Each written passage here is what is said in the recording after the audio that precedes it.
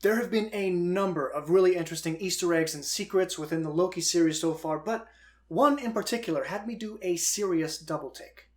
Notice that as Sylvie bombed multiple locations and times on the sacred timeline, the locations were listed on several screens and monitors, all of which are either places in the real world or are planets we've already visited in the MCU. So when I went back to check out other blink and you miss it texts, one stood out to me.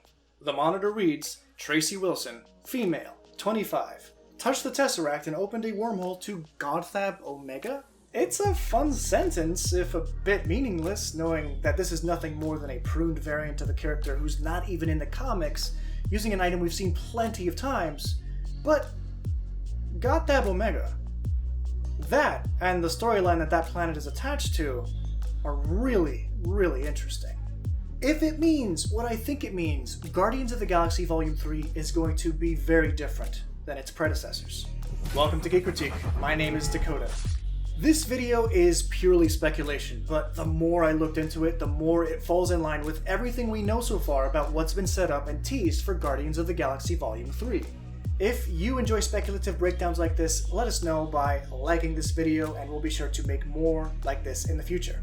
First things first though, Marvel Studios very rarely names locations that it doesn't plan on using in future projects. Wakanda. So with Godthab Omega, Marvel Studios either chose a planet at random from the many hundreds that exist, or they chose a planet that they plan on using in a future film.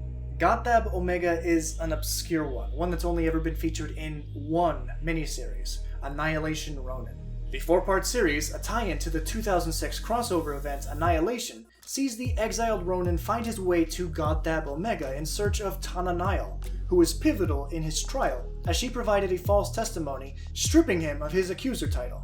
Ronin's part in the story isn't what interests me though, as it won't impact the MCU. He died back in 2014 through the might of the Power Stone. The planet, Godthab Omega, was a desolate one, an arid landscape with several settlements, and many of its occupants were refugees, the disgraced, or the dissolute. One of those individuals was Gamora. According to Korath, this so-called deadliest woman in the universe had come here to lick her wounds. It was said she was humbled by the great powers of the universe, abused and discarded. Godthab was simply the hole she'd chosen to crawl into.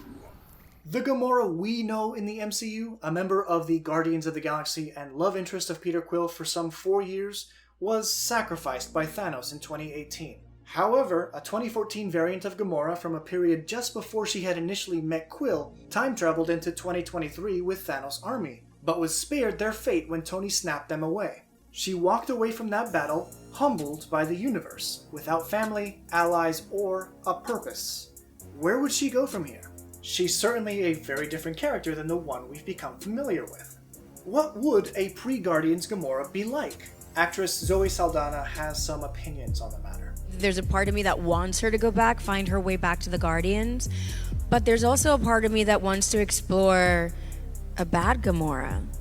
I've never seen that, and she's, you know, she's considered the most lethal assassin, the most lethal woman in the galaxy. So I would want to see what that wrath looks like. Also because it would just give me just layers to sort of work on. We know that Peter's #1 goal moving forward would be to find Gamora, at least the 2014 version, in an effort to rekindle a love she has up until now never experienced. It's an uphill battle, and they've already gotten off on the wrong foot. If the Guardians did visit Gamora on Godthab Omega, we could definitely see that bad Gamora storyline play out. In fact, it could be one of the most interesting ways that character can be taken. And the fact that Gamora has no one to turn to, no living family besides Nebula, who is currently with the Guardians of the Galaxy, and no purpose, she will likely become what she is in the comics, the most dangerous woman in the galaxy, taking odd jobs, growing her fame, and gathering a following. You see, while she was hiding away on the planet, she began carving herself out a retreat in Godthab's most treacherous and inhospitable mountain range.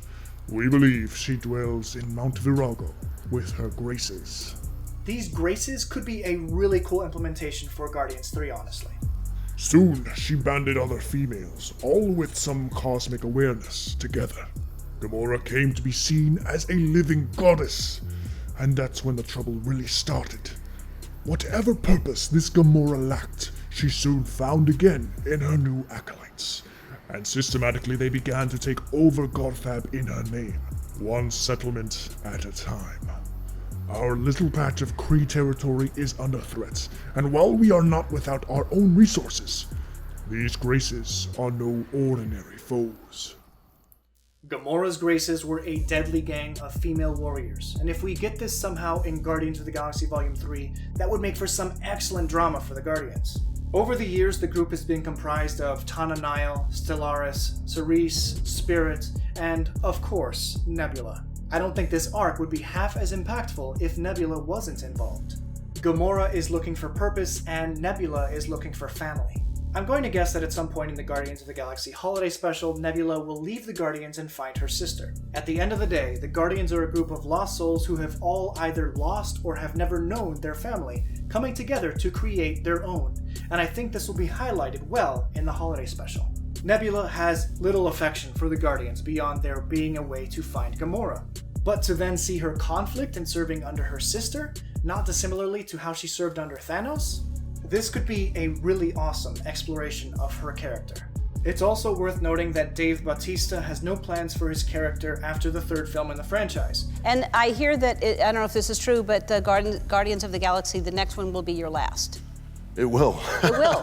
Yeah, you know, it's weird because when I said it recently because I've been doing interviews and talking a lot about Guardians, and I didn't think it was going to be news because I figured everybody assumed that this is how this works. We work in trilogies, and James Gunn has already announced that it's his last film, and when James is done, I'm done. And I'm also going to be 54 years old by the time Guardians 3 comes out, and just like the shirtless thing is getting harder and harder for me. Drax has seen his original purpose fulfilled, and Thanos is no more. How crazy would that be if Gamora takes Drax's life? Obviously, we don't know that this is going to happen, but I'm merely connecting the dots at this point. Responding to a fan, director James Gunn said, "I can't remember any comic book film where someone didn't die." So what do you guys think? Is Godthab Omega a tease for what's coming, or is it no more than a reference for comic fans? Let me know what you guys think down below. Also, it's worth noting that a second planet from the Annihilation crossovers has been featured in Loki Episode 3, namely Lamentis, which debuted in the Annihilation Conquest prologue from 2007. Coincidence? I think not! Thanks for watching, everyone. Please be sure to like this video if you enjoyed it, and subscribe if you haven't already. We're almost at 30,000 subscribers at long last. Also, please be sure to let me know if you like this storyline, you want to see a Dark Gamora or the Graces storyline play out in a future Guardians of the Galaxy movie. I know I would. Anyway guys, if you want more Loki content, please be sure to click right here, and have a good one.